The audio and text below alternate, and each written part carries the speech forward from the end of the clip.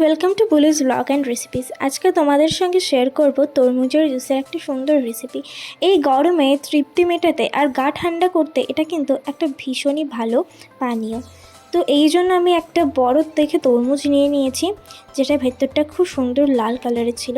এরপরে কিছুটা তরমুজ কুচিয়ে নিয়ে রেখে দিয়েছি বাটিতে করে, আর বাকি তরমুজটা আমি একটা মিক্সিং জারের মধ্যে দিয়ে দিয়েছি। তোমরা চাইলে জুসারও ইউজ করতে পারো। তার মধ্যেই তোমরা আমাদের বাড়ির এই পরিবেশটাকে একটু দেখে নাও। এরপরে ভালোভাবে সমস্ত তরমুজটাকে কেটে নিয়েছি আর দিয়ে দিচ্ছি এখন এই মিক্সি জারের মধ্যে। এর সঙ্গে সঙ্গে আরও কিছু উপকরণ এর মধ্যে যাবে, যেরকম কি লেবু, তারপরে আরও অনেক কিছু।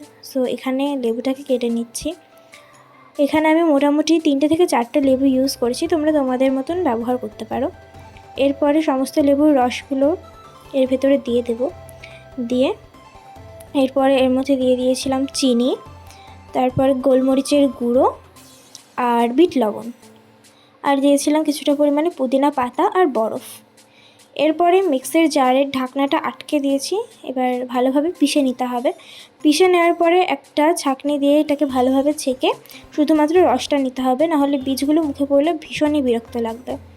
এরপরে ভালোভাবে সমস্ত জুসটাকে ছেঁকে নিয়ে এবার গ্লাসের মধ্যে ঢেলে নিচ্ছি। এখানে মোটামুটি আমি 3 গ্লাস তৈরি করেছিলাম। তোমরা তোমাদের মতন বাড়ির লোক যতজন আছে তত গ্লাস বানিয়ে নিতে পারো। এই গরমে এটা খেলে সত্যি ভীষণই তৃপ্তি লাগবে, আর এই গরমে গাও ঠান্ডা হবে। এরপরে ডেকোরেশনের জন্য এর মধ্যে আমি কিছু কাটা তরমুজ দিয়ে দিয়েছিলাম, যেগুলো আমি আগে থেকে কেটে রেখেছি, আর দিয়ে দিয়েছিলাম সামান্য বরফ কুচি, আর সঙ্গে একটা পুদিনা পাতা। তোমরা চাইলে ডেকোরেশন নাও করতে পারো, কিন্তু ভালো দেখানোর জন্য আমি একটু ডেকোরেশন করে দিয়েছিলাম। তো এখানে আমার 3 গ্লাস শরবত একদম রেডি। এবার এটা এক ঢোকে সমস্তটা শেষ হয়ে গেছিলো। সত্যি ভীষণই টেস্টি হয়েছিল।